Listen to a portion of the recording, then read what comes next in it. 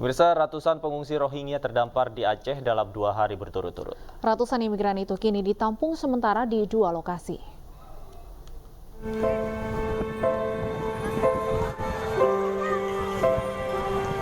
Dalam 2 hari, 2 kapal yang mengangkut lebih dari 200 warga Rohingya terdampar di Kabupaten Aceh Besar dan Kabupaten Pidi Aceh. Para pengungsi ini dalam kondisi sangat lemah setelah terombang-ambing di laut selama hampir 1 bulan tanpa makanan dan minuman. Warga setempat bahu-membahu memberikan pertolongan. Para imigran Rohingya dibawa ke balai desa dan diberikan makanan, pakaian, serta pertolongan medis. Banyak di antara mereka yang mengalami dehidrasi berat hingga harus diinfus. Saat ini tercatat 242 pengungsi Rohingya ditampung sementara di 2 lokasi. 57 orang ditampung di Panti Dinas Sosial Aceh dan 185 lainnya di SMP 2 Muara 3 Pidi. Dinas Sosial Aceh terus berkoordinasi dengan UNHCR dan pihak terkait lainnya untuk merelokasi para pengungsi, lantaran 2 lokasi yang digunakan untuk penampungan sementara nantinya diperlukan untuk kegiatan lain. Jadi sebenarnya settingnya memang itu hanya untuk sementara, sehingga ya perlu dalam waktu yang sangat segera untuk dilakukan relokasi ke tempat yang lebih tepat, lebih layak, yang memang dimaksudkan untuk penampungan mereka. Dari hasil pemeriksaan sementara, seluruh pengungsi Rohingya yang terdampar di Aceh tidak mengantongi identitas. Diduga mereka adalah bagian dari kelompok pengungsi yang meninggalkan Bangladesh pada akhir November lalu.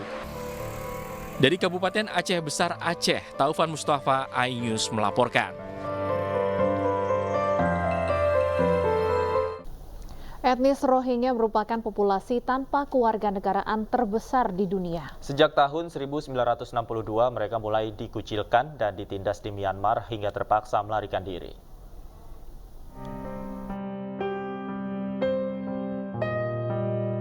Bukan hanya kali ini saja Muslim Rohingya terdampar di Indonesia, khususnya Aceh.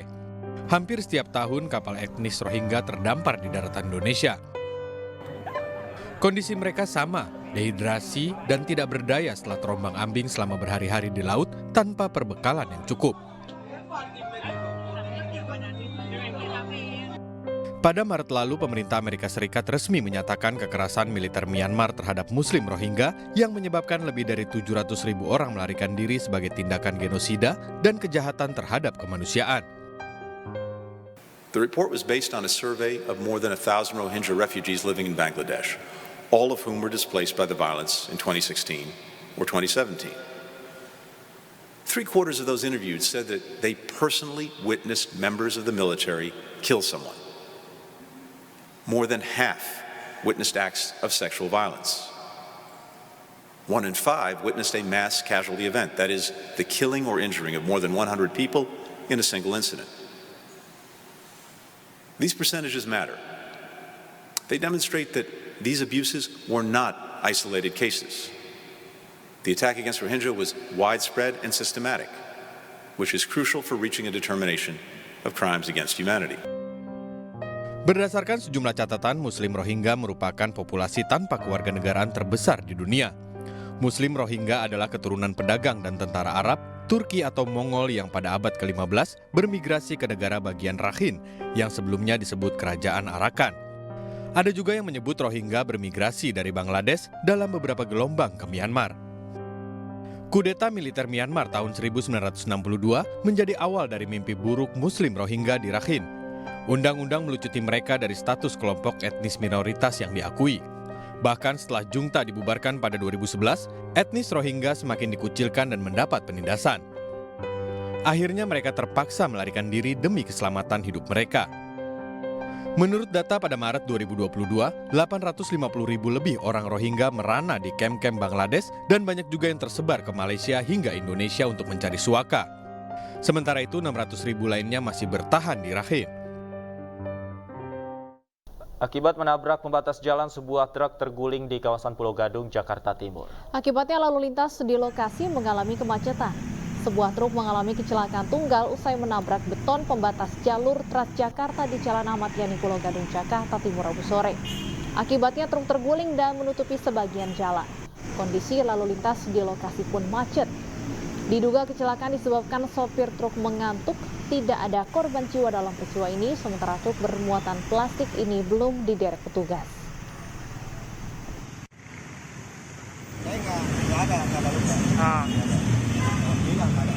Tadi pas terguling ini sempat kejepit atau bagaimana? Pas terguling sempat kejepit nggak abangnya atau kernetnya? Enggak, saya pakai sabuk. Pakai sabuk. Terus pas keluarnya bagaimana tadi? Langsung kebuka pintu yang sebelah. Juru bicara pembahasan rancangan Kitab Undang-Undang Hukum Pidana Albert Aris hadir sebagai saksi ahli di sidang pembunuhan Yosua. Saksi ahli yang dihadirkan terdakwa Richard Eliezer itu menyebut hasil uji kebohongan sah dijadikan alat bukti.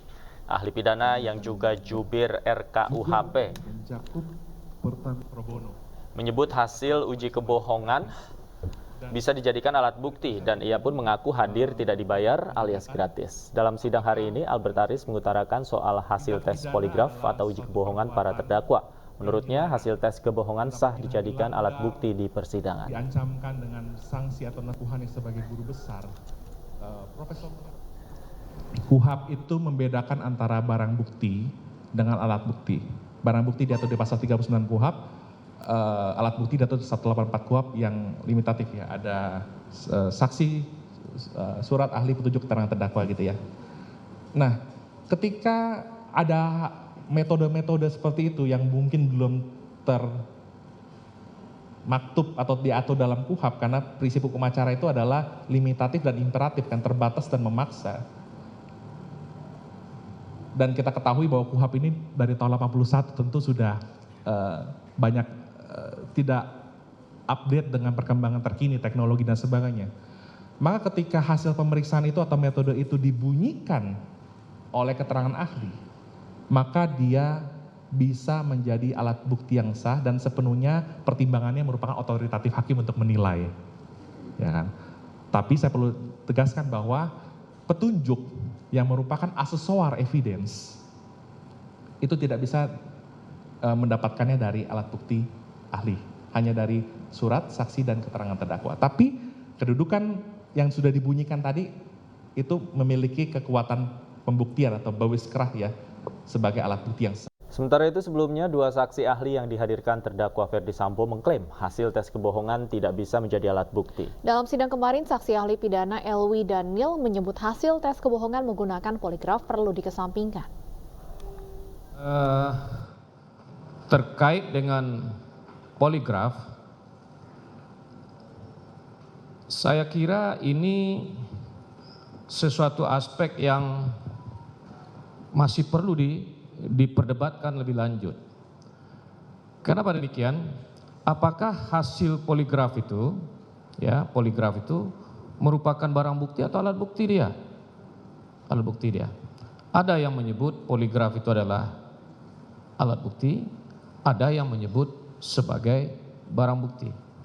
Tapi meskipun demikian, proses penemuan atau proses untuk mendapatkan hasil tes poligraf itu tentu ada aturan yang mengaturnya, yang harus diacu. Ada standar prosedur yang harus diacu. Seperti tadi saudara penasihat hukum menyebut ada Perkap Polri, ya, Perkap Kapolri, ya, yang mengatur tentang dengan cara bagaimana orang diperiksa. Kalau seandainya hasil yang diperoleh itu dengan cara-cara yang bertentangan dengan aturan hukum yang mengaturnya, maka tentu hasilnya itu tidak bisa diterima sebagai bukti. Kenapa demikian? Karena sesuatu yang diperoleh dengan cara-cara yang tidak benar, dengan cara-cara yang melawan hukum, maka itu tidak bisa diposisikan sebagai. Pemirsa, Presiden Joko Widodo hari ini melantik Laksamana Madya Muhammad Ali menjadi Kepala Staf Angkatan Laut. Muhammad Ali menggantikan Laksamana Yudo Margono yang dilantik sebagai Panglima TNI. Pelantikan Laksdia Muhammad Ali sebagai Kepala Staf yang baru hari ini berlangsung di Istana Negara, Jakarta. Laksdia Muhammad Ali sebelumnya merupakan Panglima Komando Gabungan Wilayah Pertahanan 1 yang merupakan alumni Akademi Angkatan Laut Angkatan ke-35 tahun 1989. Sejumlah pendidikan militer pernah ditempuh Laksamana Madya Muhammad Ali. Demi Allah, saya bersumpah. Demi Allah, saya bersumpah Bahwa saya akan setia kepada Negara Kesatuan Republik Indonesia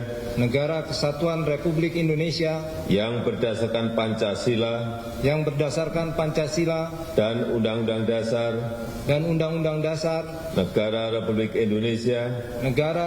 Indonesia tahun 1945 serta akan menjalankan segala peraturan perundang-undangan dengan seluruh-seluruhnya demi dharma bakti saya kepada penegakan hukum di laut, terutama di wilayah perbatasan, di mana saja. Tidak hanya di Laut Cina Selatan, pokoknya di seluruh perbatasan laut harus ditingkatkan, ya, baik penegakan kedaulatan maupun penegakan hukum. Kekuatan alutsista dari Bapak Presiden utamakan atau kembangkan industri perkapalan dalam negeri untuk Angkatan Laut, terutama dalam pembangunan kekuatan yang berupa KRI. Jadi sekarang ini TNI Angkatan Laut sudah mungkin 70% menggunakan produk dalam negeri, kapal-kapalnya. Bakal ada peningkatan anggaran?